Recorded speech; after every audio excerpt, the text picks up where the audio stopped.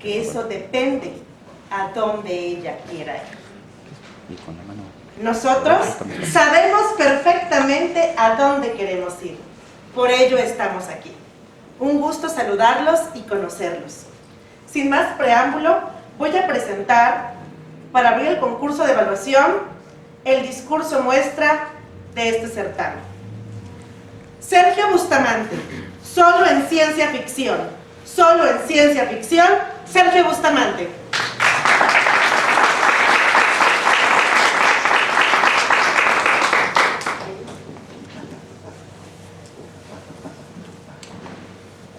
No tengo miedo a morir, solamente no quiero estar ahí cuando ocurra. Odiar.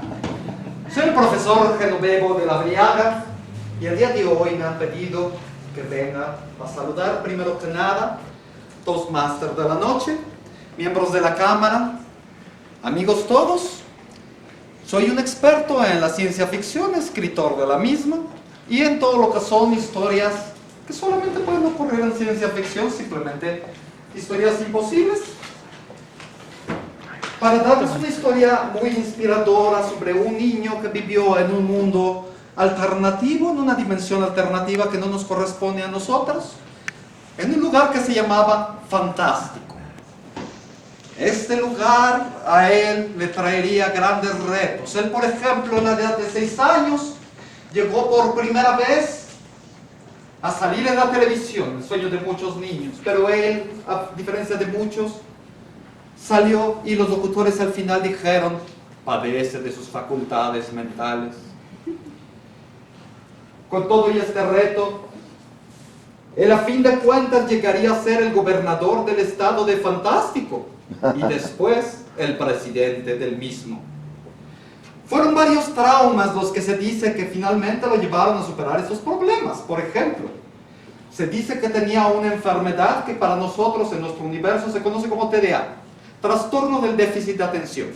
Él lo que tenía en realidad era TDI, total déficit de inteligencia. Este joven, a fin de cuentas, se cuenta de que su primer trauma fue en su primer vuelo por avión, en una línea que se llamaba Tardeza. Su eslogan: si no le importa si regresa, vuele por Tardeza.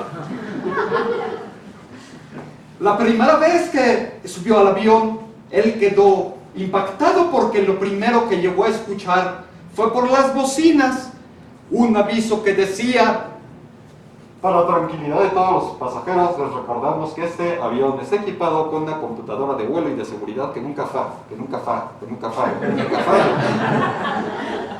Poco tiempo después de que habían despegado, se escuchó la voz del capitán dándoles la bienvenida y en la misma que les dijo: señores pasajeros, este es un aviso de rutina. Padre nuestro que estás en el cielo. Este trauma lo dejaría marcado de por vida, pero le dio a conocer una de sus mayores virtudes. Pues con todo y este TDI que lo acechaba, descubrió que podía ser un filósofo en potencia. Terminó decidiendo y dándose cuenta que volar era a fin de cuentas como el rompope. Se necesitan muchos huevos para subirse y mucha leche para bajarse. Después de todo esto, él siguió aumentando en su máxima fascinación. A pesar de que toda la gente en Fantástico pensaría que él no leía, él tenía una gran fascinación por la lectura. Fueron varios libros los que le marcaron su carrera. Antes de esto tuvo que cambiar aparte su fisonomía, ya que después de haber aparecido como un niño que padecía de sus facultades mentales, tuvo que dejar el flequillo con el que salía de niño y adoptar un copete, que finalmente sería con el que lo identificarían. Este niño, a fin de cuentas, también le preocupaba que sabía que iba a llegar al poder y que había una pobre identificación entre el pueblo y el gobierno. Quería cambiar también esta parte. Así que los libros que le cambiaron la vida fueron, en primer punto, no piense, hágase rico haciéndose político. El segundo libro que le marcaría la vida sería Cómo ganar amigos e influir sobre las reformas. Y el tercer libro que a la fecha le recuerda todos sus valores es el resumen de los 10 mandamientos, mismos que hasta la fecha puede invocar y contarlos a todos nosotros. Por ejemplo, el primero: no fornicarás por sobre todas las cosas, no desearás a la mujer de tu prójimo en vano. Y el tercero: respetarás a tu padre mentándole la... Y así se aprendió todos los mandamientos. A fin de cuentas llegó el momento del debate ya en las elecciones presidenciales y enfrentó este reto. Y le tocaba en un momento muy difícil, ya que se había descubierto que los buenos partidos en este pueblo ya no existían. Estaba el Partido del Cambio, que llevaba 2 periodos. Y realmente sí, había sido el Partido del Cambio, había cambiado fantástico por un pueblo desesperanzado y de incertidumbre. Cuando llegaron finalmente el Partido del Cambio, por ejemplo, ya se había convertido en un partido en el que todos sus candidatos se habían destrozado a sí mismos, dejando finalmente a una candidata cuyo eslogan era diferente, pero nadie decía a qué o a quién. Si hubieran puesto, por ejemplo, danzarina, no es fea, es diferente, les hubiera funcionado mucho mejor. Y el partido al que él representaba ya no tenía la fe del pueblo. Por si fuera poco, para pan y circo, se tenía también a un personaje que era como el profesor Memelovsky para nosotros, que hizo famoso el eslogan: ¿contamos contigo? Y después de todo esto, tendría el país un presidente oficial y un presidente legítimo. Total, que a fin de cuentas, al darse cuenta que no había realmente un partido conveniente, él terminaría siendo el presidente del país y logró finalmente cumplir sus 2 metas. La primera, la de comprar un avión para ya no tener el trauma de la aeronáutica, y escogió el más avanzado para superar ese trauma, y el más grande, no sabemos por qué trauma. También logró poner un símbolo entre la clase trabajadora y el gobierno, que fue lograr integrar a una mujer que había estado en la clase trabajadora, en todos los talleres, en sus calendarios, en las fondas, en las casas de construcción, y ahora como primera dama.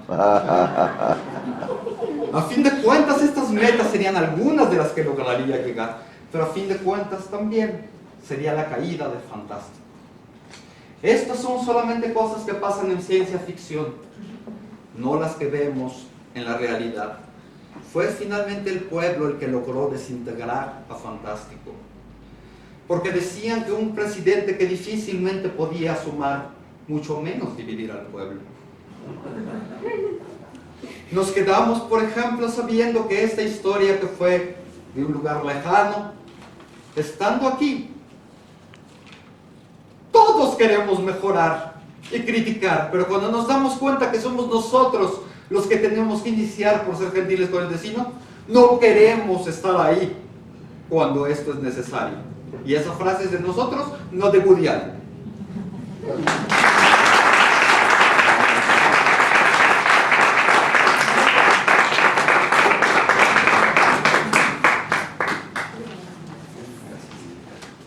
Cinco minutos para las evaluaciones. Gracias. Hola Sergio, ¿cómo estás? Muy bien, gracias. Qué bueno. Déjame decirte que tu discurso fue excelente. A mí en lo personal, el discurso humorístico se me hace el más difícil de enfrentar, de diseñar. Pero tú lo hiciste espléndidamente. La estructura que le diste, ese inicio contundente con tu frase de Woody Allen, el desarrollo y el cierre estuvieron claramente definidos. Así es de que cumple con uno de los estándares que marcan con nuestros manuales. El propósito del discurso humorístico está en sí mismo implícito. Así es de que lo di por cumplido, pues divertirnos, hacernos pensar en buena medida. Así es de que lo considero, como acabo de decir, bien llevado a cabo. Tu lenguaje personal, tu lenguaje corporal es dinámico, es intenso, mantienes contacto visual con tu público, nos mantienes a la expectativa de lo que vas a decir, y el uso de tu inteligencia en el diseño del discurso, sin duda nos dio grandes momentos. Fue estupendo. Desde luego, todo es perfectible, todo es perfectible. Tenemos algunos detalles que yo quisiera recomendarte. Quisiera insistir, no soy el mejor en estos los discursos humorísticos, pero sí me parece que si leo los manuales puedo encontrar algunos detalles que me permitirán ayudarte. El primero de ellos es, el manual demanda que este diseño de discurso humorístico pues utilice un lenguaje o materiales que no sean objetables. No quiero pasarme persinado, pero esa anécdota de del rompope me parece que podría ser sustituido por algunos otros elementos que pudieran ser menos objetables. En cambio de eso te puedo decir que la frase es en la que nos dices, no sé por qué eligió el avión más grande, no sé qué trauma tenga encima, me pareció terriblemente inteligente, de verdad, te felicito por ello. Otro aspecto que me parecería te puedes llevar desde mi perspectiva para que mejores tu siguiente discurso es que el diseño de instruccional para ese tipo de discursos demanda que exista un mensaje final contundente. Algo que nos dé a todos, algo en qué pensar, algo relacionado con la moral, con la ética o alguna lección que nos llevemos. Y desde mi perspectiva, a ti te falló un poquito eso al final. Llévatelo como recomendación y de todas maneras, felicidades, nos hiciste pasar excelentes momentos.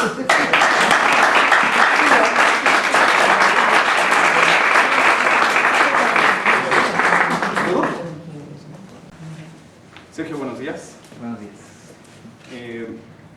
Quiero felicitarte por haber presentado un cuento fantástico, que a mí en lo particular me parece fantástico que sea un cuento, que se parece mucho a la realidad.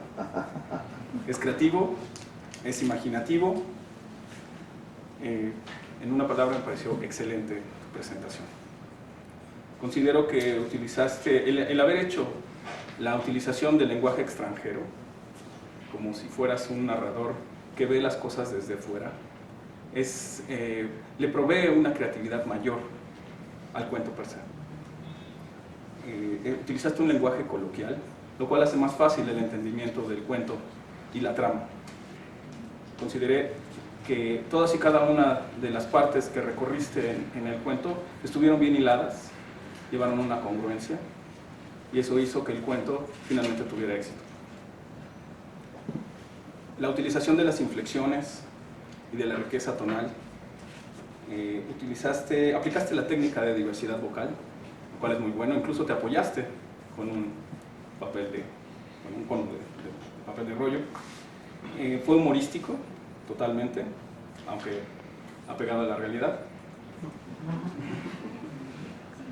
que no siempre es humorística la realidad. Utilizaste analogías, capturaste la atención del grupo. Encuentro como oportunidades que tu desplazamiento al momento de hacerlo dejas, digamos, sin atención a una parte, te concentras por un buen rato en un lugar y luego volteas y sucede lo mismo del otro. Considero que si estuvieras en menos movimiento podrías tener la atención de todos, de ti hacia ellos y de ellos hacia ti, sin sentirse ignorados.